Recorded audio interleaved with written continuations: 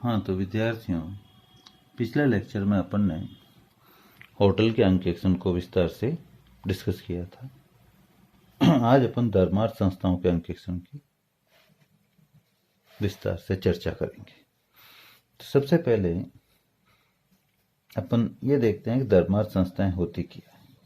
प्रायः वे संस्थाएं जिनका उद्देश्य लाभ अर्जित करना नहीं होता और जन सामान्य को अपनी सेवाएं और सुविधाएं उपलब्ध करवाती है, वे धर्मार्थ संस्थाएं कहलाती हैं। इनमें मंदिर का संचालन, अस्पताल का संचालन, किसी पुस्तकालय का संचालन आदि कार्यों को शामिल किया जा सकता है। एक अंकेक्षक को अंकेक्षण के सामान्य लेखा और सिद्धांतों को ध्यान में रखने के साथ साथ इनका अंकेक्षण करते समय निम्नलिखित विशेष बातों पर भी ध्यान देना चाहिए। सबसे पहला आता है नियमों और उपनियमों का अध्ययन। ऐसे संस्थाओं द्वारा धर्मार्थ संस्था का जो स्थापना का उद्देश्य होता है वो सेवा होता है, इसलिए प्रायः वे ट्रस्ट डीड या अन्य विशेष अधिनियमों के द्वारा शासित होती है। तो ये सबसे पहले ट्रस्ट डीड बनाते हैं और सहकारी अधिनियम भी इन पर लागू होता है। तो एक अंकेक्षक को उनका अंकेक्षण कार्य प्रारंभ करने से पूर्व इन सबका अध्ययन कर लेना चाहिए और देखना चाहिए कि लेखा कार्य में इनकी उचित पालना की गई है या नहीं। संस्था के पदाधिकारियों की बैठक में लिए जाने वाले निर्णयों की प्रति, जिसके लिए ये मिनट्स रजिस्टर तैयार करते हैं, उनकी एक प्रति भी प्रमाणित कराकर अंकेक्षक को ले लेनी चाहिए। अंकेक्षक को यह भी पता लगाना चाहिए कि यदि गत वर्ष में धर्मार्थ संस्था का अंकेक्षण कार्य हुआ है तो वो अंकेक्षण की जो रिपोर्ट है उसकी एक प्रतिलिपि संस्था से प्राप्त कर ले और उसमें बताए गए जो सुझाव है उनकी पालना सुनिश्चित की गई है या नहीं, इसकी भी जानकारी प्राप्त करे। और अंकेक्षक को देखना चाहिए कि संस्था द्वारा अपनाई गई लेखा प्रणाली कैसी है, कौन कौन से बुक्स ऑफ अकाउंट्स मेंटेन किए जाते हैं। और चूंकि प्रत्येक संस्था के संबंधित नियम अलग अलग होते हैं, तो इसलिए अंकेक्षक को देखना चाहिए कि यदि संस्था मंदिर है तो उनका संचालन का तरीका अलग होता है, उनके नियम अलग बने हुए होते हैं। अस्पताल है तो उनका अलग होता है, उनकी गवर्निंग जो संस्था होती है वो अलग होती है। तो उनसे संबंधित जो भी फाइल है उनका भी अध्ययन करना चाहिए। इसी तरह से पुस्तकालय है तो पुस्तकालय के संचालन के लिए अलग नियम बनाए जाते हैं। तो इन सब संबंधित नियमों की जानकारी उसे प्राप्त कर लेनी चाहिए। और चूंकि अंकेक्षण रिपोर्ट जब वो प्राप्त कर लेता है तो उसके आधार पर ही चालू वर्ष के जो बैलेंसेज आगे लाए गए हैं गत वर्ष से, उनकी जांच उसके आधार पर ही की जाती है। इसके पश्चात अंकेक्षक को एक धर्मार्थ संस्था की आय का अंकेक्षण या आय के मदों का अंकेक्षण करना चाहिए। धर्मार्थ संस्था की आय में प्रमुख रूप से जो आय के साधन होते हैं उसमें चंदा है, दान रोकड़ भी आता है, दान पेटी से भी आता है। यदि मंदिर है तो प्रसाद की बिक्री से भी राशि प्राप्त होती है। हॉस्पिटल है तो दवाओं की बिक्री से राशि प्राप्त होती है। परिसर का कोई बाहर अंदर का भाग किराए पर दिया हुआ है, दुकानों के किराए से भी राशि प्राप्त होती है। कोई वसीयतनामा मंदिर के नाम या संस्था के नाम किया हुआ है तो वसीयतनामे से भी कोई राशि प्राप्त हो रही है तो उसकी भी आय का स्रोत, वसीयतनामा भी आय का स्रोत होता है। तो इनकी विस्तार से जांच करनी चाहिए और देखना चाहिए कि जो इनके संबंध में इंटरनल कंट्रोल सिस्टम अपनाया गया है वो संतोषजनक है या नहीं, और चंदा, दान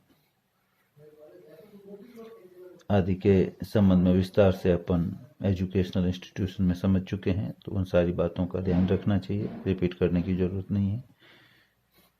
और वसीयतनामे में कोई राशि प्राप्त हुई है तो उसका जो भी संबंधित पत्रावली है उसकी जांच करनी चाहिए। दान पेटी के बारे में जो संस्था ने नियम बना रखे हैं, जितने लोगों के सामने वो दान पेटी खोली जाती है तो उन सब के हस्ताक्षर होने चाहिए, और वो जो राशि निकलती है रोकड़ बही में उसकी सही प्रविष्टि सही तिथि को हुई है या नहीं इसकी जांच करनी होती है। किराए के संबंध में अपन डिटेल में समझ चुके हैं पहले, तो वो सारी चाहे वो एग्रीमेंट हो, रसीदों के प्रतिपूर्ण हो के आधार पर जांच की जाती है। इसके अतिरिक्त अंकेक्षक को देखना चाहिए कि प्राप्त राशियों के संबंध में जारी रसीदों को छपवाने, उनके निर्गमन और भरी हुई रसीदों के संधारण के संबंध में उचित व्यवस्था है या नहीं, और रसीदों का निर्गमन क्रमानुसार होना चाहिए, नहीं तो उसमें गबन होने की संभावनाएं रहती है, तो इसलिए इसकी भी जांच करनी चाहिए। और अंकेक्षक को देखना चाहिए कि जो भी प्राप्त राशि हैं रोकड़ पुस्तिका में सही तिथि को सही लेखांकित कर दी गई है, और अनावश्यक रूप से रोकड़ शेष नहीं बढ़ना चाहिए। प्राप्त राशि बैंक में समय समय पर जमा हो जानी चाहिए। किराए पर दी गई संपत्तियां, उनके किराएनामे की जांच हो सकती है। किराए में वृद्धि के कोई प्रावधान है तो लागू किए गए हैं या नहीं उसके बारे में जानकारी प्राप्त करनी चाहिए। किराया प्राप्त नहीं हुआ है तो ऐसी दशा में बकाया किराए के रूप में उसे लेखांकित किया गया है या नहीं इसकी जांच होनी चाहिए। काफ़ी टाइम से किराया प्राप्त नहीं हो रहा है तो संस्था द्वारा क्या कार्रवाई की गई है उसकी जानकारी प्राप्त करनी चाहिए। इसी तरह विनियोग आदि हैं तो उनको भी विनियोग पुस्तिका देखनी चाहिए। विनियोगों की दरों के हिसाब से सारी आय प्राप्त हुई है या नहीं, नहीं तो कौन कौन सी नहीं हुई है उसके संबंध में पूरी जांच करनी चाहिए। हो सके तो संबंधित जो कंपनी है उससे कॉरस्पॉन्डेंस करके पता लगाना चाहिए। कोई स्थायी जमा है तो उसका नवीनीकरण समय समय पर हो रहा है या नहीं इसकी भी जांच करनी चाहिए। स्थायी जमा पर कोई टीडीएस काटा गया है या किराए पर कोई टीडीएस काटा गया है तो उसका सही लेखा किया गया है नहीं, सकल राशि ही आय के रूप में जमा की गई है या नहीं इसकी भी जांच करनी चाहिए। अंकेक्षक को यह भी देखना चाहिए कि समय समय पर रोकड़ का अधिकारियों द्वारा औचक निरीक्षण किया जाता है या नहीं। कहीं ज़्यादा रोकड़ लगातार बैलेंस में रह रही है तो उसके गबन की संभावनाएं या टीमिंग एंड लेडिंग अनुचित प्रयोग की संभावनाएं बनती है, तो उस संबंध में अपने रिपोर्ट में अधिकारियों को सचेत करना चाहिए। इसी तरह व्ययों के संबंध में जो अंकेक्षण किया जाता है तो एक अंकेक्षक को किन किन बातों का ध्यान रखना चाहिए। तो व्ययों के संबंध में अंकेक्षण करते समय सामग्री का क्रय है, उसका निर्गमन है, उसके संबंध में आंतरिक नियंत्रण प्रणाली प्रभावी है या नहीं इसकी जांच करनी चाहिए। सामग्री के क्रय और निर्गमन का उचित तरीके से लेखांकन और स्टॉक अकाउंटिंग होती है या नहीं इसकी जांच करनी चाहिए। अंकेक्षक को देखना चाहिए कि सभी व्यय अधिकृत व्यक्ति द्वारा अधिकृत किए गए हैं या नहीं, और सभी व्ययों से संबंधित प्रमाणक उपलब्ध है या नहीं। यदि कोई प्रमाणक हो गए हैं उपलब्ध नहीं है तो उसकी लिस्ट बनानी चाहिए। इसके अलावा कर्मचारियों और पदाधिकारियों को दिए जाने वाले वेतन भत्ते या अलग अलग इनकी बैठकों के निर्णय के अनुसार ही लेखांकित किए गए हैं या नहीं, उतना ही वेतन दिया गया है या नहीं। वेतन के संबंध में सैलरी रजिस्टर है, लीव रजिस्टर है, इनकी भी जांच करनी चाहिए जैसा कि पहले अपन डिस्कस कर चुके हैं। इसी तरह से कोई भी व्यय यदि अनावश्यक रूप से बड़ा हो तो उसकी विस्तार से जांच करनी चाहिए। इसी तरह से संपत्तियों और दायित्वों का सत्यापन और मूल्यांकन करते समय भी अंकेक्षक को यह देखना चाहिए कि सभी संपत्तियां और विनियोग संस्था के नाम से ही हों, किसी व्यक्ति विशेष के नाम से तो नहीं लिए गए हैं, इसकी भी जानकारी प्राप्त करनी चाहिए। और हो सके तो सबका भौतिक सत्यापन भी करना चाहिए। विनियोगों का तथा सामग्री का मूल्यांकन उचित तरीके से किया गया है नहीं, इसकी जांच करनी चाहिए और अंकेक्षक को आवश्यकता होने पर तकनीकी विशेषज्ञ की सहायता भी ले लेनी चाहिए। संस्था के अधिकार में जो जमीन जायदाद हैं और संस्था के नाम से पंजीकृत हैं तो उन पर अनधिकृत व्यक्तियों का कब्जा तो नहीं है, इसकी भी जांच करनी चाहिए। और यदि कोई संस्था के विरुद्ध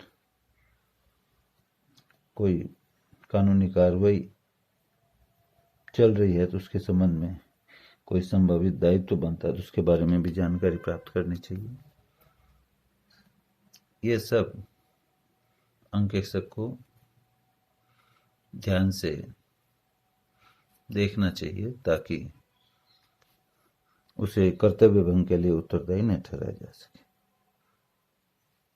इसके साथ ही ये विभिन्न संस्थाओं का अंकेक्षण का चैप्टर पूरा हो जाता है। आपको इससे संबंधित प्रश्न आपके ग्रुप पर भेज दिए जाएंगे जिन्हें आप हल करिए। और कोई भी आपको दिक्कत आती है तो फ़ोन करके भी पूछ सकते हैं। धन्यवाद।